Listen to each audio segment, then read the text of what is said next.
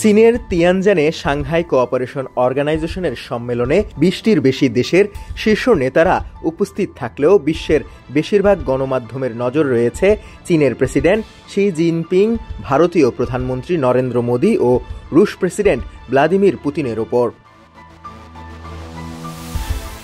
সম্মেলনস্থলে এই তিন নেতার হ্যান্ডশেক ও হাসিমুখে কথা বলার ছবি, ভিডিও এরই মধ্যে বিশ্বজুড়ে ছড়িয়ে পড়েছে।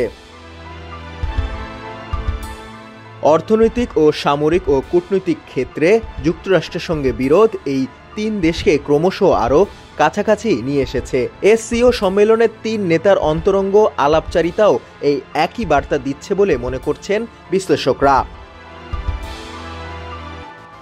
তিয়ানজিনে এবারের সম্মেলনে পুতিন ও মোদিকে হ্যান্ডশেক, আলিঙ্গনের বাইরেও বেশ ঘনিষ্ঠভাবে কথা বলতে দেখা গেছে। মস্কোর তেল কেনায় যুক্তরাষ্ট্রের ভারতের ওপর বাড়তি শুল্ক চাপানোর পর এটাই প্রথম দুই নেতার সাক্ষাৎ বলে জানিয়েছে এনডিটিভি। এসিও সম্মেলনের সাইডলাইনে সোমবারই ভারত ও রাশিয়ার দ্বিপক্ষীয় বৈঠক হয়েছে। তার আগে এক্সে দেয়া পোস্টে মোদি রুশ প্রেসিডেন্টের সঙ্গে ছবি দিয়ে লিখেছেন, তার সঙ্গে সাক্ষাৎ সবসময়ই আনন্দের। ভারতের প্রধানমন্ত্রী তিন নেতার অন্তরঙ্গ কথোপকথনের কিছু মুহূর্ত এক্সে শেয়ারও করেছেন। বৈঠকের শুরুতে করা মন্তব্যে মোদি বলেন, পারস্পরিক আস্থা, সম্মান ও সংবেদনশীলতার ভিত্তিতে ভারত চীন সম্পর্ক এগিয়ে নিতে তিনি অঙ্গীকারবদ্ধ।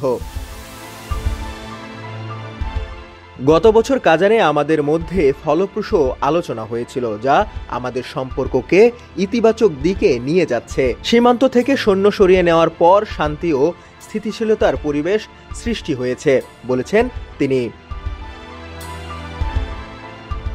7 বছরে এটাই প্রথম মোদির চীন সফর। 2020 সালে গালওয়ানে দুই দেশের সেনাদের মধ্যে রক্তক্ষয়ী সংঘাতের পর দুই দেশের সম্পর্কে তিক্ততা চরমে পৌঁছেছিল। গত বছর থেকে দুই দেশ ওই তিক্ততা ভুলে একটু একটু করে ফের কাছে আসার চেষ্টা করছে। ডেস্ক রিপোর্ট, সমকাল।